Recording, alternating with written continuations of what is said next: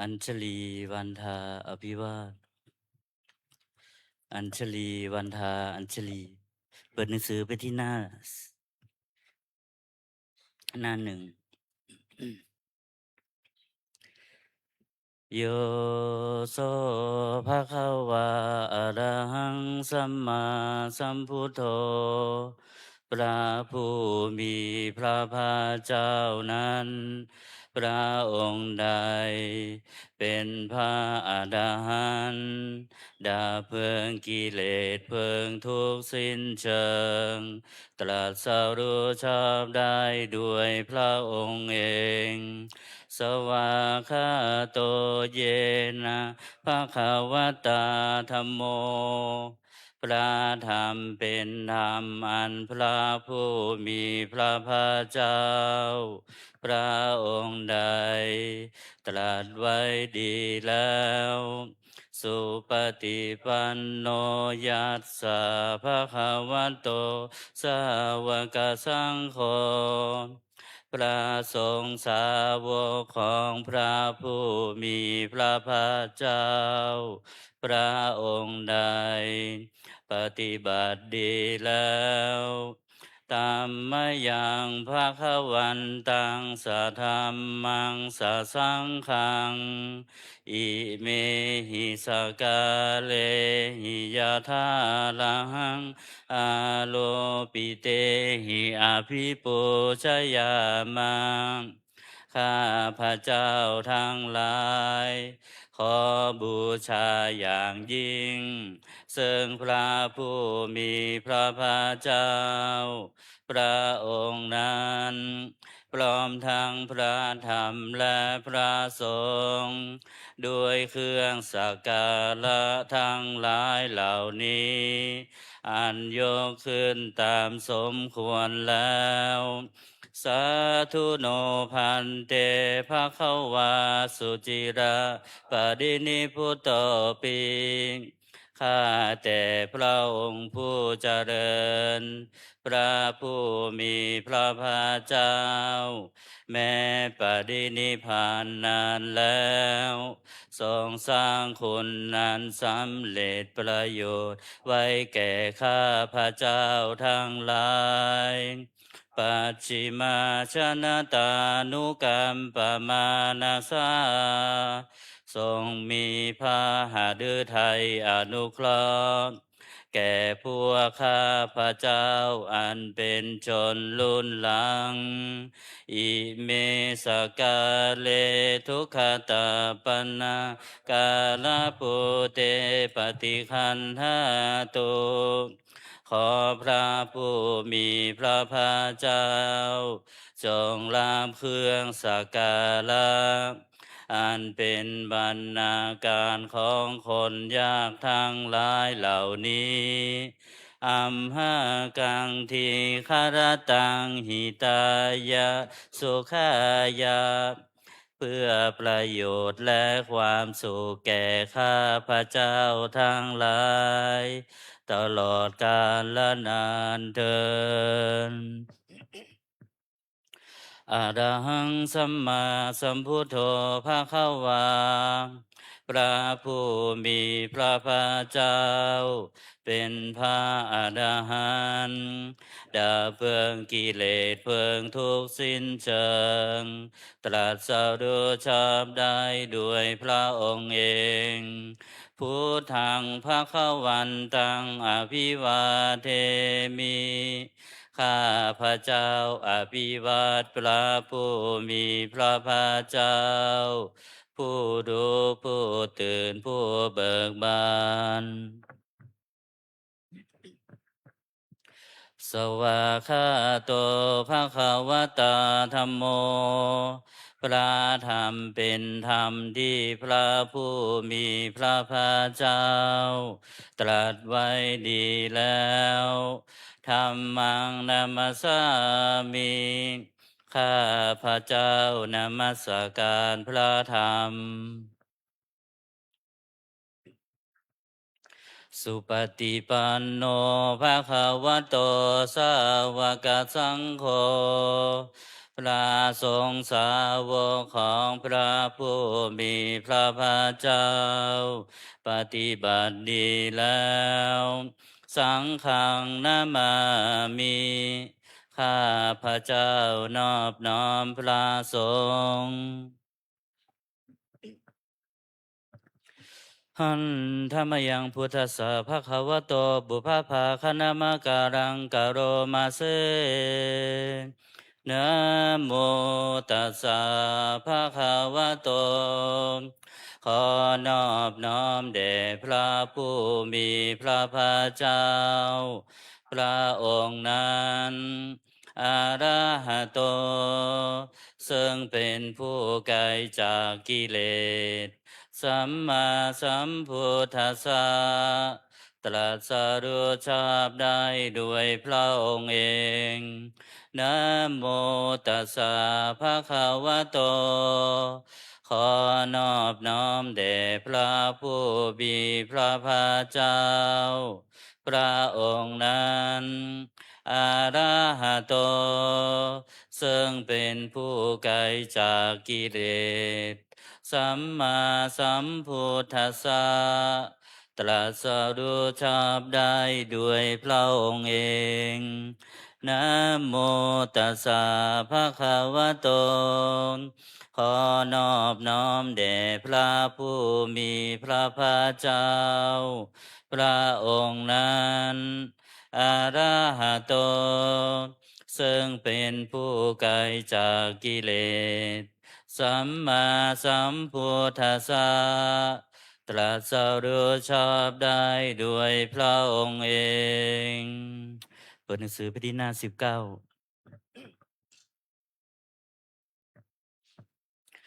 หันธรรมยังพุทธานุสตินยังกโรมาเซตังโคปนาภะคะวันตังเอ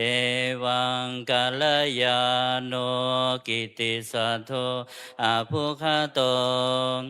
ก็กิตติศักดิ์งานงามของพระผู้มีพระภาคเจ้านั้นได้ฟุ้งไปแล้วอย่างนี้ว่าอิติปิโสภะคะวาเพราะเหตุอย่างนี้อย่างนี้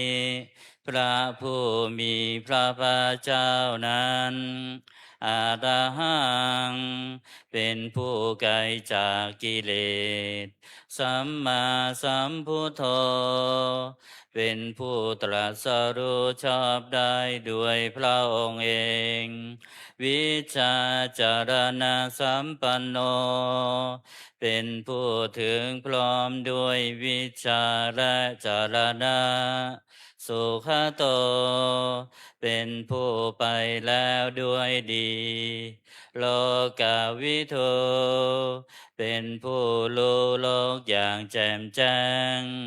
อนุตตโรปุริสธรรมสารถิเป็นผู้สามารถฝึกบุรุษที่สมควรฝึกได้ อย่างไม่มีใครยิ่งกว่าสัทธาเทวมนุษย์สานัง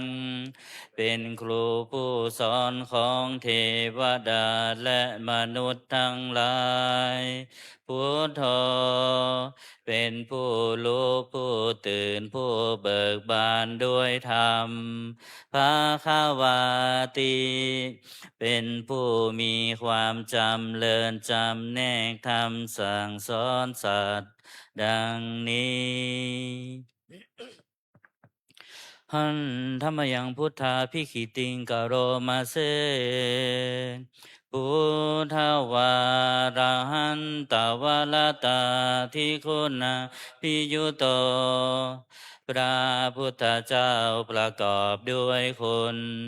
มีความประเสริฐแห่งอรหันตคุณเป็นต้นสุทาพิยานกรุณาหิสมาคตโต พระองค์อันประกอบด้วยพระญาณ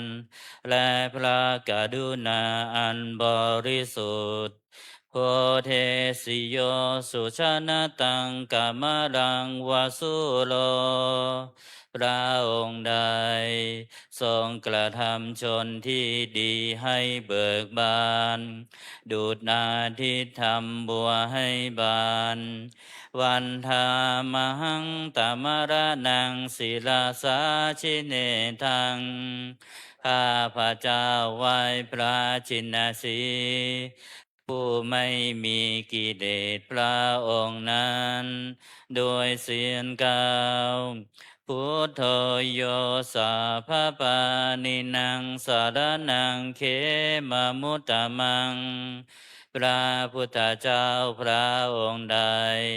เป็นสารณะอันเกษมสูงสุดของสัตว์ทั้งหลายปัทมานุสติทานังวันทามิตังสิเลนะหังข้าพระเจ้าไหว้พระพุทธเจ้าพระองค์นั้นอันเป็นที่ตั้งแห่งความระลึกองค์ที่หนึ่งด้วยเสียงกล่าว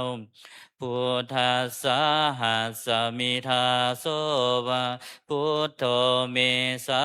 มิกิสโลข้าพระเจ้าเป็นทาสของพระพุทธเจ้าพระพุทธเจ้าเป็นนายมีอิสระเหนือข้าพระเจ้าทุกขาสาคาตาจาวิทาตาจาหิตาสเมพระพุทธเจ้าเป็นเครื่องกำจัดทุกข์และทรงไว้ซึ่งประโยชน์แก่ข้าพระเจ้าพุทธัสสะหังนิยาเทมิสรีรันชีวิตันจิทังข้าพระเจ้ามอบกายถวายชีวิตนี้แด่พระพุทธเจ้าวันทันโตหังจาเดสามิพุทธเสวสุโพธิตังข้าพระเจ้าผู้ไว้อยู่จากประพฤติตามซึ่งความตรัสรู้ดีของพระพุทธเจ้านัตติเมสารนังอัญญังพุทโธเมสารนังวรังสารณะอื่นของข้าพระเจ้าไม่มีพระพุทธเจ้าเป็นสารณะอันประเสริฐของข้าพระเจ้าเอเตนะสัจวัชเชนะวัตตยังสัตตุสาสเนด้วยการกล่าวคำสัตย์นี้ข้าพระเจ้าพึงเจริญในพระศาสนาของพระศาสดาพุทธังเมวันทมาเนนะยังปุญญังปสุตังอิทามข้าพระเจ้าผู้ไว้อยู่ซึ่งพระพุทธเจ้าได้ขวนขวายบุญใดในบัดนี้สาเพปิอันตรายามิมเหสุงตาสะเตชะสาอันตรายทั้งปวงอย่าได้มีแก่ข้าพระเจ้าด้วยเดชแห่งบุญนั้นกายเยนะวาจายวเจตสาวาด้วยกายก็ดีด้วยวาจาก็ดีด้วยใจก็ดีพุทเทกุกัมมังปะกตังมะยายังกรรมหน้าที่เตือนอันใดที่ข้าพระเจ้ากระทำแล้วในพระพุทธเจ้าพุทโธปฏิคันนตัวจยันตังขอพระพุทธเจ้าจงงดซึ่งโทษล่วงเกินนั้นกาลันตะเลสังวริตุงวาพุทเทเพื่อการสำรวมระวังในพระพุทธเจ้าในการต่อไปหันธรรมยังธรรมานุสตินายังกโรมาเซวะคาโตภะคะวะตาธัมโมพระธรรมเป็นสิ่งที่พระผู้มีพระภาคเจ้าตรัสไว้ดีแล้ว สันทิติโกเป็นสิ่งที่ผู้ศึกษาและปฏิบัติพึงเห็นได้ด้วยตนเอง อาการิโกเป็นสิ่งที่ปฏิบัติได้ และให้ผลได้ไม่จำกัดการ เอหิปัสสิโกเป็นสิ่งที่ควรกล่าวกับผู้อื่นว่า ท่านจงมาดูเถิด โอปานายิโกเป็นสิ่งที่ควรน้อมเข้ามาใส่ตัว ปัจจตังเวทิตัดโพวินโยหิติ เป็นสิ่งที่ผู้รู้ก็ดูได้เฉพาะตน ดังนี้หันธรรมยังธรรมาพิคิติงกโรมาเซวาคาตาตาทิคุณายโยขาวาเสนาเสยโย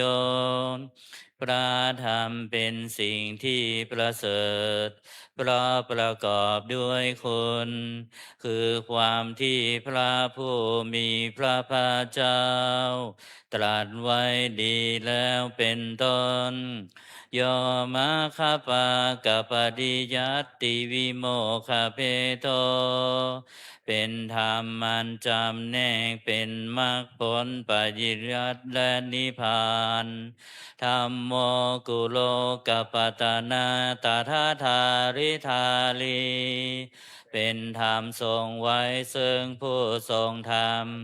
จากการตกไปสู่โลกที่ชั่ววันธามหังตามหารังวรธรรมเมตังข้าพระเจ้าไหว้พระธรรมมันประเสริฐนั้นอันเป็นเครื่องขจัดเสียซึ่งความมืดธรรมโมโยสัพพปานินังสารนังเขมมุตตมังพระธรรมใดเป็นสารณะอันเกษมสูงสุดของสัตว์ทั้งหลายทุติยานุสติฐานังวันธามิตังสิเลนะหังข้าพระเจ้าไหว้พระธรรมนั้นอันเป็นที่ตั้งแห่งความระลึกองค์ที่สองด้วยเสียงกล่าวธรรมาสาหัสสมิทาโสวะธัมโมเมสามิกิจโลข้าพระเจ้าเป็นทาสของพระธรรมพระธรรมเป็นนายมีอิสระเหนือข้าพระเจ้าธรรมโมทุกขาสาคาตาจาวิทาตาจาหิตัสสเมพระธรรมเป็นเครื่องกำจัดทุกข์และทรงไว้ซึ่งประโยชน์แก่ข้าพระเจ้าธรรมัสสาหังนิยาเทมิสรีรันชีวิตันจิทังข้าพระเจ้ามอบกายถวายชีวิตนี้แด่พระธรรมวันทันโตหังจาริสา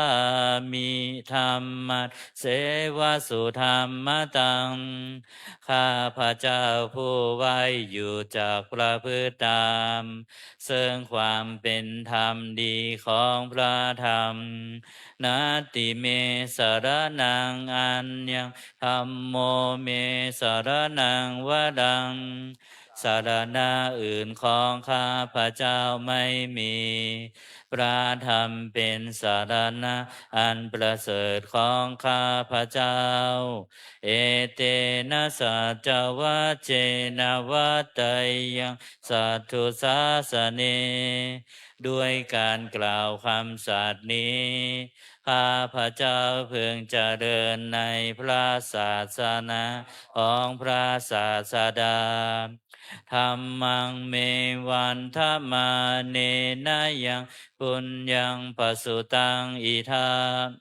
ข้าพระเจ้าผู้ไว้อยู่ซึ่งพระธรรม ได้ขวนขวายบุญใดในบัดนี้สัพเพปิอันตรายามิมเหสุตัสสะเตชะสาอันตรายทั้งปวงอย่าได้มีแก่ข้าพเจ้าด้วยเดชแห่งบุญนั้นกายเยนะวาจายวเจตสาวาด้วยกายก็ดีด้วยวาจาก็ดีด้วยใจก็ดีธรรมเมกุกัมมังปะกะตังมะยายังกรรมหนาติเตือนอันใดที่ข้าพระเจ้ากระทำแล้วในพระธรรมธัมโมปฏิคันหตัวจยันตังขอพระธรรมจงงดซึ่งโทษล่วงเกินนั้นกาลันตะเลสังวริตุงวธรรมเมเพื่อการสำรวมระวังในพระธรรมในการต่อไปหันถ้าไม่ยังสังขานุสตินายังกโรมาเซปฏิปันโนภะคะวะโตสาวกสังโฆทรงสาวกของพระผู้มีพระภาคเจ้าปฏิบัติดีแล้วอุชุปฏิปันโนภะคะวะโตสาวกสังโฆทรงสาวกของพระผู้มีพระภาคเจ้าปฏิบัติตรงแล้วยายาปฏิปันโนภะคะวะโตสาวกสังโฆทรงสาวกของพระผู้มีพระภาคเจ้าปฏิบัติเพื่อรู้ธรรมเป็นเครื่องออกจากทุกข์แล้วสามีจิปฏิปันโนภะคะวะโตสาวกสังโฆทรงสาวกของพระผู้มีพระภาคเจ้าปฏิบัติสมควรแล้วยาที่ทางได้แก่บุคคลเหล่านี้คือจัตตาริปุริสายุคานิอัตถปุริสบุคลาคู่แห่งบุรุษสี่คู่นับเรียงตัวบุรุษได้8 บุรุษเอสาภะคะวะโตสาวกสังโฆนั่นแหละทรงสาวกของพระผู้มีพระภาคเจ้าอาหุเนยโยเป็นสงควรแก่สักการะที่เขานำมาบูชาปาหุเนยโยเป็นสงควรแก่สักการะที่เขาจัดไว้ต้อนรับทักขินายโยเป็นผู้ควรรับทักษิณาทานอัญชริกรณิโยเป็นผู้ที่บุคคลทั่วไปควรทำมัญชรีอนุตตรังปุญญเกตังโลกัสสติเป็นเนื้อนาบุญของโลกไม่มีนาบุญอื่นยิ่งกว่าดังนี้หันธรรมยังสังฆาพิขิติงกโรมาเซธรรมโชสุปฏิปฏิคุณาทิโยโตพระสงฆ์ที่เกิดด้วยพระสัทธรรมประกอบด้วยคนมีความปฏิบัติดีเป็นต้นโยธาพิโทอดิยบุคดาสังคเสโทเป็นหมู่แห่งพระอริยบุคคลนั้นประเสริฐ8 จำพวกศีลาทิธรรมปวาราสยกายจิตโตมีกายและจิตนั้นอาศัยธรรมมีศีลเป็นต้นนันบวรวันธามหังตามริยานคนังสุสุทัง ข้าพระเจ้าไหว้หมู่แห่งพระอริยเจ้าเหล่านั้นอันบริสุทธิ์ด้วยดีสังโฆโยสัพพปานินังสารนังเขมมุตตมังพระสงฆ์หมู่ใดเป็นสารณะอันเกษมสูงสุดของสัตว์ทั้งหลายตาติยานุสติทานังวันทามิตังสิเลนะหังข้าพระเจ้าไหว้พระสงฆ์หมู่นั้นอันเป็นที่ตั้งแห่งความระลึกองค์ที่สามด้วยเสียงกล่าวสังฆาสาหัสสมิทาโส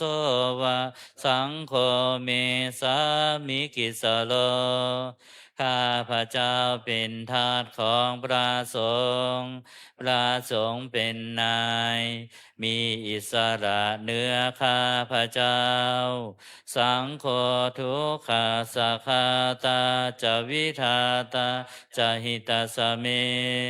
พระสงฆ์เป็นเครื่องกำจัดทุกข์และทรงไว้ซึ่งประโยชน์แก่ข้าพระเจ้าสังฆาสาหังนิยาเทมิสรีรันชีวิตันจิทังข้าพระเจ้ามอบกายถวายชีวิตนี้แด่พระสงฆ์วันทันโตหังจาริสามิ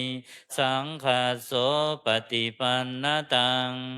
ข้าพระเจ้าผู้ไว้อยู่จากประพฤติตามซึ่งความปฏิบัติดีของพระสงฆ์นัตถิเมสารนังอันยังสังโฆเมสารนังวดังสารณะอื่นของข้าพระเจ้าไม่มีพระสงฆ์เป็นสารณะอันประเสริฐของข้าพระเจ้าเอเตนะสัจวัจเจนะวัตไตยังสัทธุสาสเนด้วยการกล่าวคำสัตย์นี้ข้าพระเจ้าพึงเจริญในพระศาสนาของพระศาสดาสังฆังเมวันทมาเนนะยังปุญญังปสุตังอิทาข้าพระเจ้าผู้ไว้อยู่ซึ่งพระสงฆ์ได้ขวนขวายบุญใดในบัดนี้สัพเพปิอันตรายามิมเหสุงตัสสะเตสะสะอันตรายทั้งปวงอย่าได้มีแก่ข้าพระเจ้าด้วยเดชแห่งบุญนั้นกายเยนะวาจายวเจตสาวาด้วยกายก็ดีด้วยวาจาก็ดีด้วยใจก็ดีสังเคกุกัมมังปะกตังมะยายังกรรมหน้าที่เตือนนันใดที่ข้าพระเจ้ากระทำแล้วในพระสงฆ์สังโฆปฏิคันนตัวจยันตังขอพระสงฆ์จงงดซึ่งโทษล่วงเกินนั้นกาลันตะเลสังวริตุงวสังเคเพื่อการสำรวมระวังในพระสงฆ์ในการต่อไปหันธรรมยังอติตาปัจเจเวคณาปาทันพนามาเสอาจามายาอัตปัจเจเวคิตวายังจีวรังปริพุตังจีวรใดอันเรานุ่งห่มแล้วไม่ทันพิจารณาในวันนี้ตังยาวะเทวาสิตัสสะปฏิฆาตายาจีวรนนั้นเรานุ่งห่มแล้วเพียงเพื่อบำบัดความหนาวอุณหาสะปฏิฆาตายาเพื่อบำบัดความร้อนดังสมกาสวาตาตปะสิลิงสปะสัมผัสสานังปฏิฆาตายา พื่อบำบัดสัมผัสนั้นเกิดจากเหลือบยุงลมแดดและสัตว์เลื้อยคลานทั้งหลายยาวะเทวะหิริโกปินาปฏิชาธานาทังและเพียงเพื่อปกปิดอวัยวะอันให้เกิดความละอายอาจจะมายาอาจปัจจเวคิตวายโยบินทปาโตปริพุโตบิณฑบาตใดอันเราฉันแล้วไม่ทันพิจารณาในวันนี้โสเนวะทวายาบิณฑบาตนั้นเราฉันแล้วไม่ใช่เป็นไปเพื่อความเพลิดเพลินสนุกสนานนามาทายา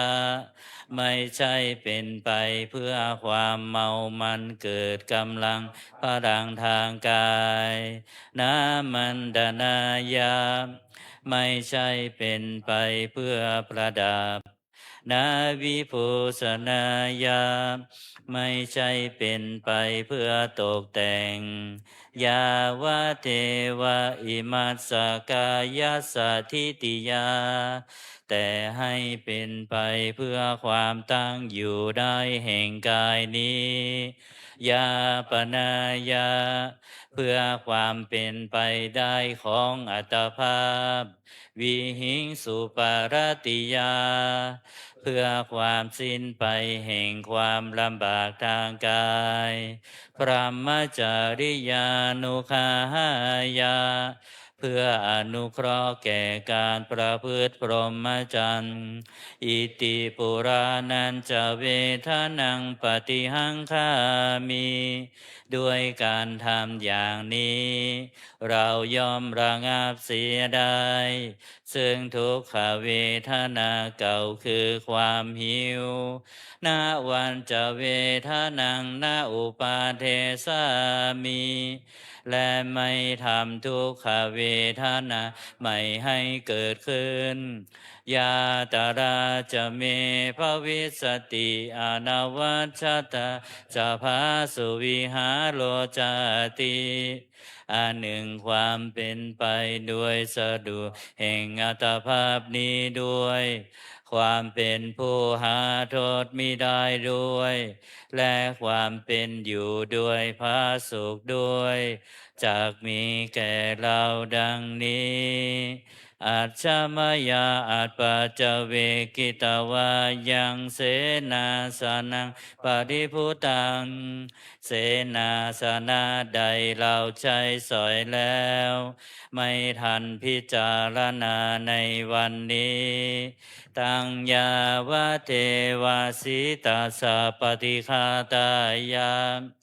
เสนาสนะนั้นเราใช้สอยแล้วเพียงเพื่อบำบัดความหนาวอุณหาสะปฏิฆาตายาเพื่อบำบัดความร้อนดังสมกาสวาตาตปสิริงสัพพสัมผัสสานังปฏิฆาตายาเพื่อบำบัดสัมผัสนั้นเกิดจากเหลือบยุงลมแดดและสัตว์เลื้อยคลานทั้งหลายยาวะเทวะอุตุปาริสยวิโนทานังปฏิสันลานาลามาทังเพียงเพื่อบรรเทาอันตรายอันพึงมีจากดินฟ้าอากาศและเพื่อความเป็นผู้ยินดีอยู่ได้ในที่หลีกเล่นสำหรับภาวนาอาชามายาอาจปัจจเวกิตวายุขิลานปัจจยาเพสัชปริคาลุปริพุตโตขิลานาเพสัตบริขารใดอันเราบริโภคแล้วไม่ทันพิจารณาในวันนี้โสยาวะเทวะอุปปันนานังวยาภาธิกานังเวทนานังปฏิฆาตายาเข คิลานาเพสัตบริคารนั้นเราบริโภคแล้วเพียงเพื่อบำบัดทุกขเวทนาอันบังเกิดขึ้นแล้วมีอาพาธต่างๆเป็นมูลอาพยาปชาปรมตายาติเพื่อความเป็นผู้ไม่มีโรคเบียดเบียนเป็นอย่างยิ่งดังนี้หันธรรมยังอุทิศนาทิฐานาคาทายโยพนามาเซปุญญากาเมนะ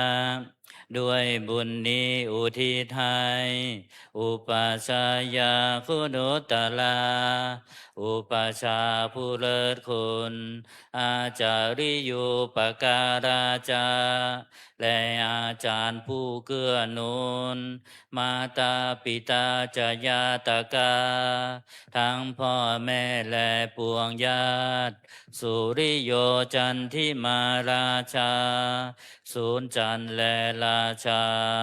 คุณวันตานาลาปิจา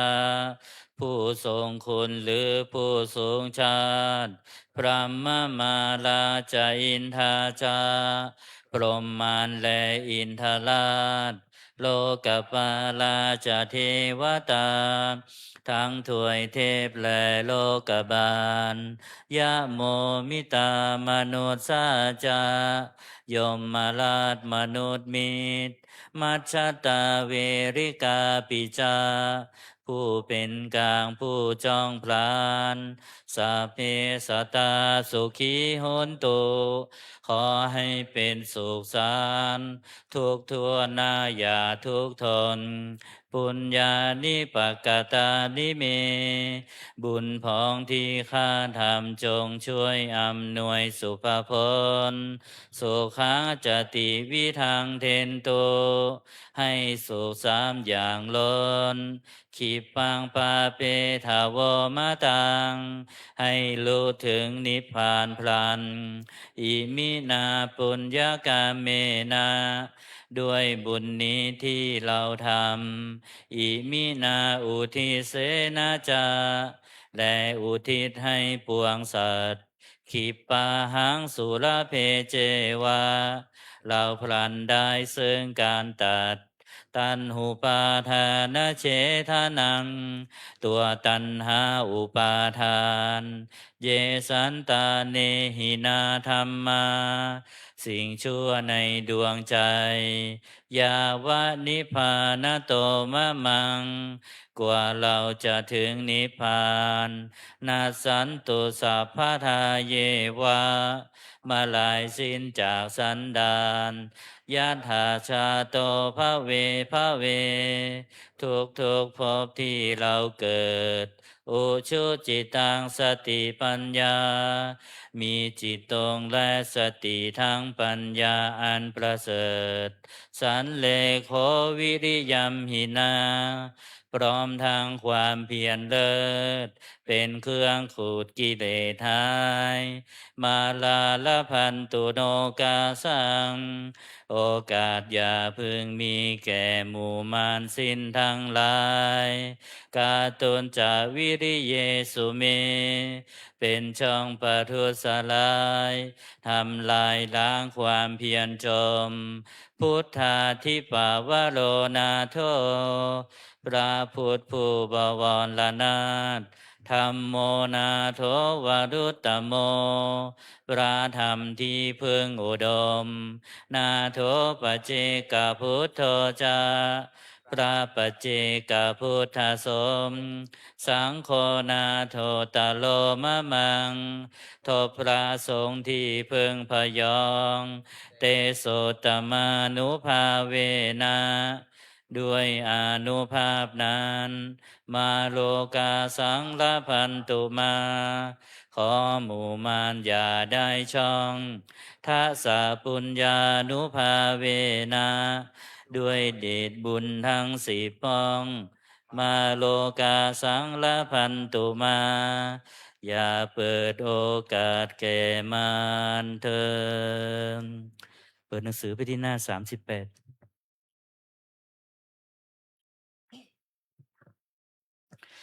หันธรรมยังโอวาพระปาติโมกขคาทายโยพานามาเซ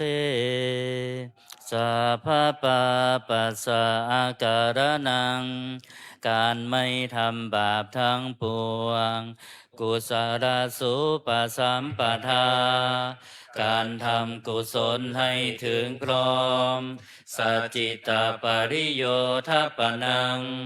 การชำระจิตของตนให้ขาวรอบเอตังพุทธานาสาสนังทำ3อย่างนี้เป็นคำสั่งสอนของพระพุทธเจ้าทั้งหลายขันติปรมังตโปติติฆาขันติคือความอดกลั้นเป็นธรรมเครื่องเผากิเลสอย่างยิ่งนิพพานังปรมังวทันติพุทธาผู้รู้ทั้งหลายกล่าวพระนิพพานว่าเป็นธรรมอันยิ่งนาหิปภาชิโตปรูปคาติผู้กำจัดยืนอยู่ ไม่ชื่อว่าเป็นบรรพชิตเลย สามโนโหติปารังวิเหทยันโต ผู้ทำสัตว์อื่นให้ลำบากอยู่ ไม่ชื่อว่าเป็นสมณะเลย อนุปวาโทอนุปคาโต การไม่พูดร้าย การไม่ทำร้ายปาติโมกเขจะสังวโรการสำรวมในปาติโมกข์มาตัญยุตาจะพัตตาสมิงความเป็นผู้รู้ประมาณในการบริโภคปันตัญจะสยนาสนังการนอนการนั่งในที่อันสงัดอาทิจิเตจายโยโคความหมั่นประกอบในการทำจิตให้ยิ่งเอตังพุทธานาสาสนังทำ6อย่างนี้เป็นคำสั่งสอนของพระพุทธเจ้าทั้งหลายต่อไปเราจะเปิดหนังสือสวดมนต์เล่มสีเหลืองไปที่หน้า15คำนมัสการพระอรหันต์8ทิศหันธรรมยังสารพันเยนะพุทธมังคลาคาทายโยพนามาเสสัมพุทโธทิปะทังเสโทนิสินโนเจวามาชิเมโกนทันโยปุปภาเคจาอาคาเนยเยจากาสโปสารีปุตโตจะทาคิเนหารติเยอุปาริจาปัจฉิเมปิจานันโทพายาเพจะขาวามปติโมคันลาโนจะอุตตาเลอิสาเนปิจาลาหุโลอิเมโคมังคาลาพุทธาสัพเพอิทาปฏิทิตาวันทิตาเตจะอัมเหหิสักการหิจะปูจิตาเอเตสังอานุภาเวนะสัพพะโสทิภาวันตุโนอิเจวะมหาจัน ตานามาสนัยยังนามาสมาโนรัตนาตายังยังปุญญาภิสันทังวิปุรังอาราทังตาสานุภาเวนะหะตันตรายโยเปิดไปหน้า51นะโมตัสสะภะคะวะโตอะระหะโตสัมมาสัมพุทธัสสะนะโมตัสสะภะคะวะโตอะระหะโตสัมมาสัมพุทธัสสะนะโมตัสสะภะคะวะโตอะระหะโตสัมมาสัมพุทธัสสะพุทธังสรณังคัจฉามิธัมมังสรณังคัจฉามิสังฆังสรณังคัจฉามิทุติยามปิพุทธังสรณังคัจฉามิทุติยามปิธัมมังสรณังคัจฉามิทุติยามปิสังฆังสรณังคัจฉามิตติยามปิพุทธังสรณังคัจฉามิปิธัมมังสรณังคัจฉามิตติยามปิสังฆังสรณังคัจฉามิเปิดย้อนกลับไปหน้า39ย้อนหน้าข้างล่างยะถาปิเสลาวิปุลานาพังอาหาจะปัปพตาสมันตาอนุลิยยงนิปนเทมตาจตุทิสาเอวังชราจะมาจุจะอาทิวัตตันติปานิโนขัตติเยพรัมมะเนเวเสสุเท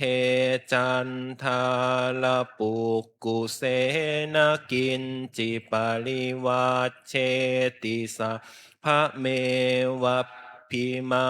ทตินาตาทาหัตถีนังภูมินาราธานังนาปาติยานาจาปิมาตายุเทนะสักกาเชตุงทะเนนะวาตัสสะมาหิปัมทิโตโปโส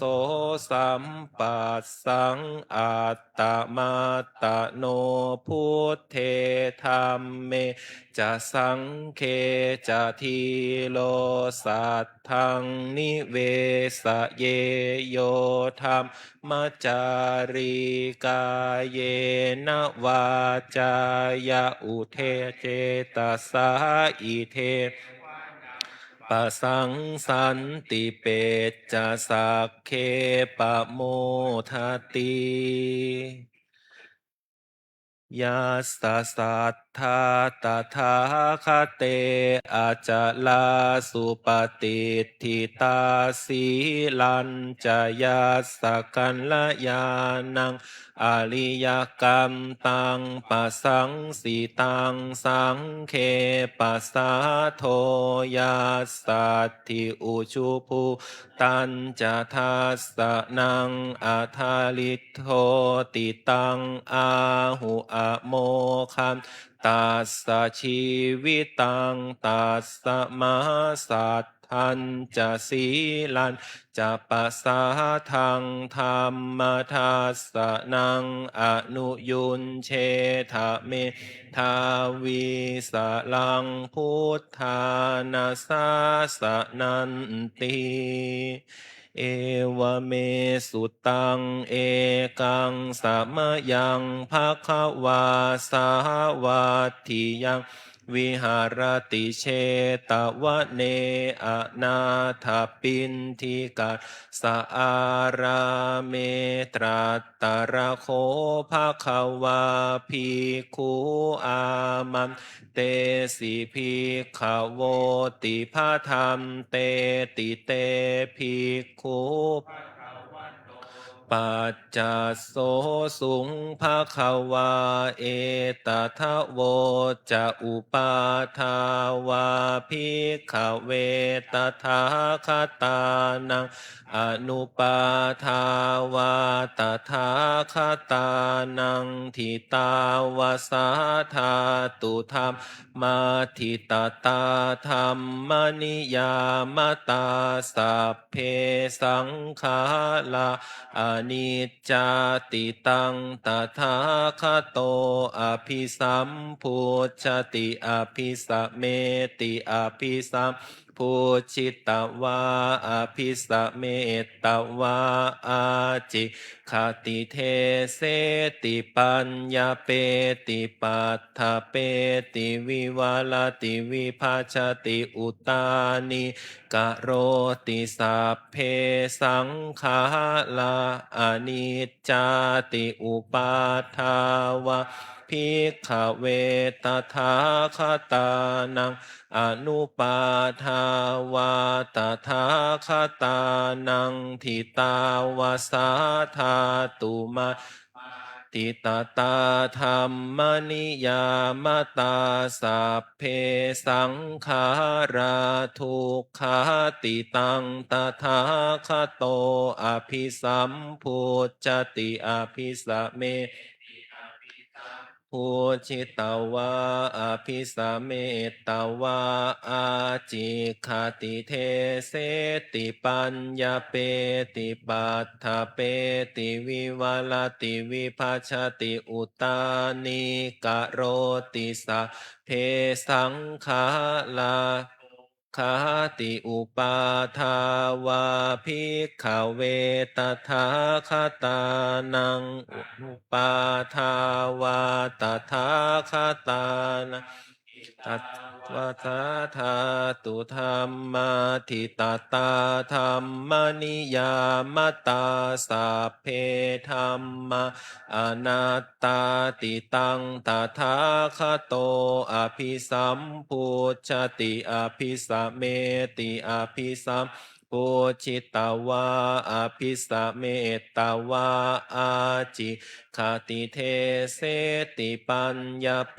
ติปัฏฐเปติวิวาลติวิภาชติอุตานิกะโรติสัพเพธรรมาอนัตตาติอิธรรมโวจะภคะวาอัตตมนาเตภิกขุภควโตภาสิตังอภินันทุนติสัพเพสังขาราอนิจจติยถาปัญญายาปัสสติอาธานิพินทติทุกเขเอสมัคโควิสุทธิยาสัพเพสังขาราทุกขาติยถาปัญญายาปัสสติอาธานิเคเอสมาโควิสุทธิยาสัพเพธรรมาอนัตตาติยถาปัญญายาปัสสติอัฏฐานิพินทติทุกเขเอสมาโควิสุทธิยาอัปปกาเตมนุสเสสุเยชนะปาลคามิโนอาทายังอิตาราภ ปชาติละเมวะนุทาวติเยจะโคสัมมาดาคาเตธรรมเมธรรมานุวัตติโนเตชะนะปารเมสันติปัจจุทัยยังสุสุทธลังกันหังธรรมังปัฏหายสุกังภาเวทปันดิโตโอกาอโนกามาคัมมวิเวเกยะถาทูละมังตรัสตราภิรติมิจฉัยยหิตตวากาเมอากินจโนปริโยทัปปยาอัตตานังจิตตักกะเลเสหิปันดิโตเยสังสัมโพธิสังเคสุสัมมาจิตตังสุภาวิตังอาทานปฏินิสักเคอนุปาทายะเยละตาขีนาสวาชุติมันโตเตโลเกปารินิพพุตาติอวิชชาปัจจยาสังขาราสังขารปัจจยาวิญญาณังวิญญาณปัจจยานามรูปังนามรูปปัจจยาสลายตนะสลายตนะปัจจยาผัสโสผัสสะปัจจยาเวทนาเวทนาปัจจยาตัณหาปัจจยาอุปาทานังอุปาทานปัจจยาภโวภวปัจจยาชาติชาติปัจจยาชรามรณังโสกปริเทวทุกขโทมนาสุปายาสาสัมภวันติเอวเมตัสสะเกวลาสะทุกขขันธาสะสมุทโยโหติอวิชชายะเยตวาอาเสสะวิลาคะนิโรธาสังขาลนิโรโทสังขาลนิโรธาวิญญาณนิโรโทวิญญาณนิโรธานามรูปะนิโรโทนามรูปะนิโรธาสลายตนะนิโรโทสลายตนะนิโรธาผัสสะนิโรโทผัสสะนิโรธาเวทนานิโรโทเวทนานิโรธาตัณหานิโรโท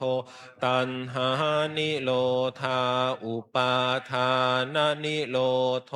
อุปาทานนิโรธาภวนิโรโทภวนิโรธาชาตินิโรโทชาตินิโรธาชรามรณังโสกปาริเทวทุกขโทมนาสุปายาสานิโรชันติเอวเมตาสเกวลาสทุกขขันธาสนิโรโทติยะถาหาเวปาตุภวันติธรรมมาอาตาปิโนชายโตพรหมนาสะอาทาสกังขาวะปะยันติสัพพายโตปชานาติสาเหตุธรรมังยะถาหาเวปาตุภวันติธรรมมาอาตาปิโนชายโตพรหมนาสะอาทาสกังขาวะปะยัมติสัพพายโตขยังปัจจยานังอเวทิยถาหาเวปาตุภวันติธรรมอาตาปิโนชายโตพรหมนาสวิทูปยังติทติมาราเสนังสุโรวะโอภาสยมันตาลิขันติอติตังนานวาคะไมยนะปฏิกัง เคอนาคตังยะทาติตัมปะหีนันตังอาปัตตัญจะอนาคตังปัจจุปันนันจะโยธัมมังตัทธะตัทธวิปัสสติอสังหิรังอสังกุปปังตังวิทธามนุพลูหะเยอาเชวกิจจะมาตับปังโกชัญญามรณังสุเวนะหิโนสังขรัมเตนะมหาเสเนนะมัจจุนาเอวังวิหาริมาตาปิงอโหรัตตมตันทิตังตังเวภาเทกรัตโตติสัมโตอาจิขเตมุนีติอเนกชาติสังสาลังสันทาวิสังอนิพิสังขหกาลังคเวสันโตทุกขาชาติปุนาปุนังขหการกาทิโทสิปุนาเคหังนากาหาสิสักภาสุกาภาคาคาหาภูตังวิสังขตังวิสังขาลคตังจิตตังตันหานังขยมัชฌะคาติเปิดไปหน้า135หน้า135อะทาสิเมอากาสิเมยาติมิตาสขาจะเมเปตานังทักขีนังทัชชาปุเพกตมนุสลังนหิรุนนังวะโสโกวายาวันยาปริเทวนานาตังเปตานามัทธายะเอวังติทันติยาตโยอายัญจะโคทาคินาทินนาสังคัมหิสุปฏิทิตาทีคารตังหิตายาสถานาโสอุปกาปติโสยาติธรรมโมจะยังนิทัสสิโตเปตานปูชาจักตาอุลาลาภลันจะพิคุณามโนปทินนางตุมเหหิปุญญังปสุตังอนาปกันติภวตุสัพพะมังคะลังลาคัมตุสัพพะเทวตาสัพพะพุทธานุภาเวนัสทธาโสธีภวันตุเตภวตุสัพพะมังคะลังลาคันตุสัพพะเทวตาสัพพะธรรมานุภาเวนัสทธาโสธีภวันตุเตภวตุสัพพะมังคะลังลาคันตุสัพพะเทวตาสัพพะสังฆานุภาเวนัสทธาโสธีภาวันตุเตต่อไปเราก็จะเจริญจิตตภาวนาสักครู่หนึ่ง